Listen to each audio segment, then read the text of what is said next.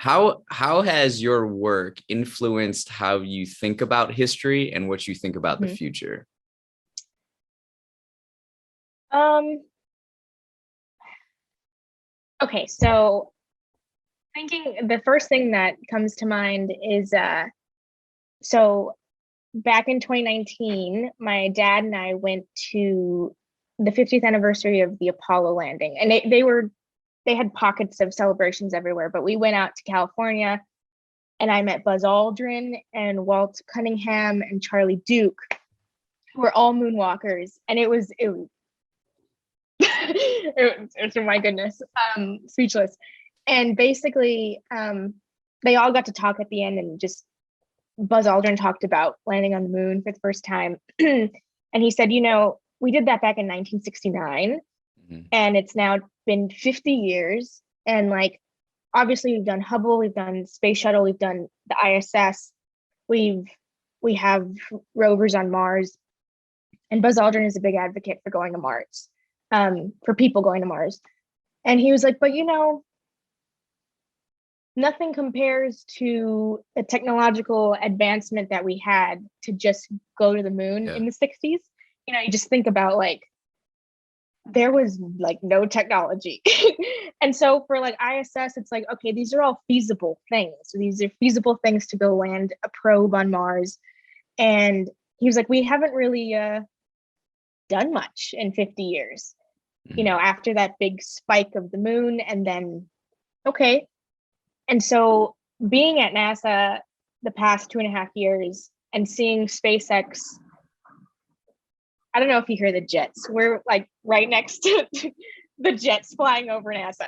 Um, sorry, they're so loud.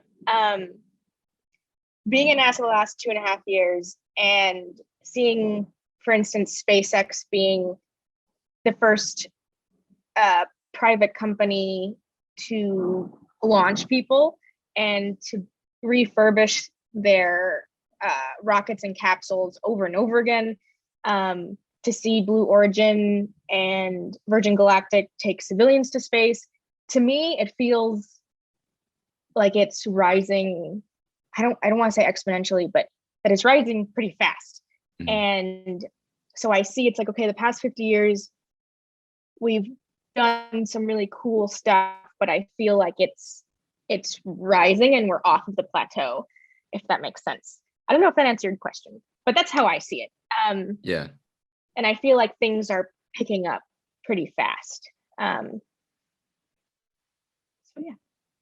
Yeah, that's it's an interesting way to frame it. It's almost like, yeah. cool, we did this and it took a lot to do this Yeah. one thing, right? And we've just been like learning and like testing the waters and just like kind of getting down, building on the foundation that we created. Mhm. And through not just like space exploration and technology, but like technology that has like exponentially, it keeps like compounding even outside of this realm of science, that it's like helped elevate this like learning. And now we're like at this like almost another launching point. Yes, for sure, for sure. A Yeah. nice metaphor. Yeah, and I hope, with Artemis, which is the next Apollo around the corner, it's like, okay, all right, is this our next, like you said, launching point? And I hope it kind of busts open and it's like, and it doesn't, I hope it doesn't slow down. Um, Yeah. This is like a really interesting point of like human history, I feel. yeah, yeah. And we're like young at this point. Hmm. And yeah, it's really interesting. In a number of different fields. It's pretty wild. Um, what would you say to the person kind of like bouncing off of that idea? We're exploring our curiosity as humans and exploring what's out there. What would you say to the person who finds it ridiculous that we spend like 110 billion on a telescope. Um, I don't, I guess, my goodness. I don't know. I think I would just say look up, and I I don't want to generalize these people or like people who, don't see the value in um space flight or any of that.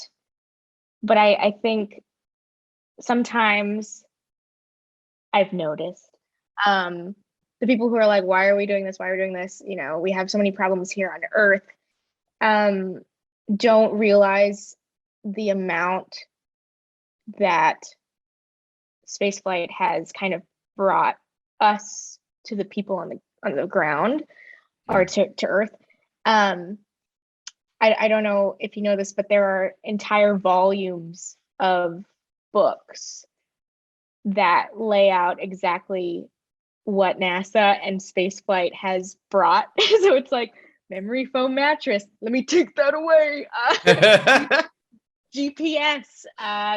Give me your phone. A phone with a camera. LASIK eye surgery, and so. And all of these things, I know a telescope can't bring us LASIK eye surgery, right? But it's kind of a branch off of that idea of like, okay, well, to be able to look in, I feel like we need to look out a little bit. And if we don't know our place in the universe, it's harder to have a perception of what matters most. If that makes sense. And so it's like, okay, well, if we think that the Earth is it, and there's nothing outside, and the moon is made out of cheese, then let's always have war. You know what I mean? Let's always have to kill each other and all that stuff. So that's how I look at it anyway. But how much collaboration is there between countries right now in space exploration? Well, a lot. So for the James Webb Space Telescope, I want to say it was like 12 to 15 countries that put it together.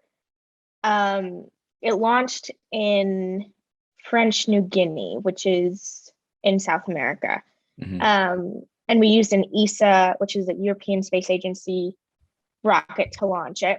As for the International Space Station, it's about the same. I want to say, don't quote me on this, upwards of 10 countries, but only some countries have astronauts. So some people are like, oh, just because Austria doesn't have astronauts doesn't mean that they didn't help the ISS, right? Yeah. So right now it's a lot. A lot of countries.